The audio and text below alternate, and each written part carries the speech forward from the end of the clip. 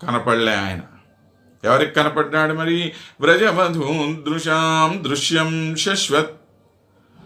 కానీ ఇదిగో ఈ వ్రజాంగనలకు, గోపకన్యకలకు అందరికీ కూడాను నిరంతరం కనపడుతూ ఉండేవాడు. వాళ్ళు జీవితంలో ఒక్కసారి కనపడితే చాలు ఈయన అనుకుంటున్నారు. వీళ్ళకేమో ప్రతి నిమిషము కనపడుతున్నాడు ఈయన. చూడండి స్వామిలో ఉండేటువంటి సౌలభ్యం అనేటువంటిది ఎంత గొప్పటితో. అతి సులభంగా వీరందరికీ కూడాను కనపడుతున్నటువంటి వాడు. త్రిభువన మనోహరీ వపుషం, ముల్లోకాలని కూడాను మనోహరంగా చేయగలిగినటువంటి, ముల్లోకాల యొక్క మనస్సుని హరించి వేసేటువంటి అద్భుతమైనటువంటి శరీరం కలిగినటువంటి వాడు. అనామృశ్యం వాచామనిదముదయానామపి. అయ్యా అనియతముదయానాం, ఇదిగో ఇది ఈయన మొదలు. ఆయన ఇక్కడ పుట్టాడని చెప్పడానికి మన దగ్గర ఏమన్నా సాక్ష్యం ఉందా? ఫలానా వాళ్ళకి పుట్టాడు ఈయన అని చెప్పడానికి ఏమన్నా ఉందా? అనాది మధ్య లయుడైనటువంటి వాడు ఆయన. ఎక్కడ పుట్టాడో తెలియదు, ఎప్పుడు అంతమవుతాడనేటువంటి ప్రశ్నే లేదు. నిరంతరం మనల్ని రక్షిస్తూ ఉండేటువంటి వాడు. ఇటువంటి 3 లక్షణాలు కలిగినటువంటి మహనీయుడు కదా ఆయన. కాబట్టి అనిదముదయానామపి అనామృశ్యం అంటే మనం అందుకోలేనటువంటి వాడు, మన భావానికి కూడా అందుకోలేనటువంటి వాడు అనమాట. వాచాం, మన మాటలకు అందటి సరే, భావానికి కూడా అందనటువంటి వాడు ఆయన. అటువంటి వాడు ఆయన. దరీదృశ్యే దేవం దరదళిత నీలోత్పల నిభం. ఇంకా నల్ల కలువల వంటి శరీర ఛాయ కలిగినటువంటి వాడు మా కృష్ణయ్య.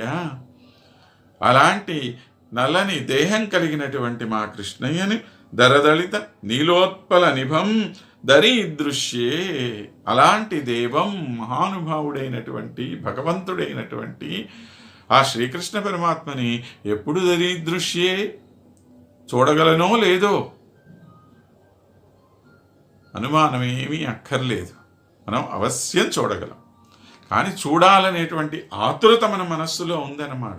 కాబట్టి ఆ ఆతురతని ఇక్కడ వ్యక్తం చేస్తున్నాడే కానీ కనపడకుండా పోతాడా ఆయన? పోడు. కావలసిందేంటి? ఆయన మీద అచంచలమైనటువంటి విశ్వాసం, భక్తి, ఇవి ఉంటే అవశ్యం ఆయన దర్శనం మనకు కలుగుతుంది. వాటిని పెంపొందించుకునేటువంటి ప్రయత్నం మనం చేయాలి. ఆయన్ని దర్శించుకొని మన జీవితాన్ని మనం ఆనందమయం చేసుకోవాలి. అలా చేసుకుంటేనే మన జీవితానికి సార్థకత. మాద్రాక్షం క్షీణ పుణ్యాన్ క్షణమవిభవతో భక్తిహీనాన్ పదాబ్జే అని అంటాడు. అయ్యా స్వామి, నీ యొక్క పాదముల మీద భక్తి లేనటువంటి వాళ్ళని చూసేటువంటి దౌర్భాగ్యం నాకు కలగజేయమాకవయ్యా బాబు ఈ ప్రపంచంలో అని చెప్పి అడుగుతాడు. ఎందుకని అలాంటి వాళ్ళందరినీ పక్కన పెట్టేసేయండి.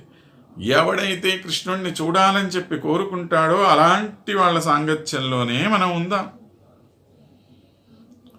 నువ్వు ఎంత తొందరగా వస్తావయ్యా స్వామి, రావయ్యా రావయ్యా అని చెప్పి వ్యాసరాయలంటి వారు ఎంత ప్రార్థనలు చేశారు. కృష్ణ నీ వేగనే వారో వేగనే వారో వేగనే వారో అనుకుంటా తొందరగా రమ్మని మనం ప్రార్థన చెయ్యాలి.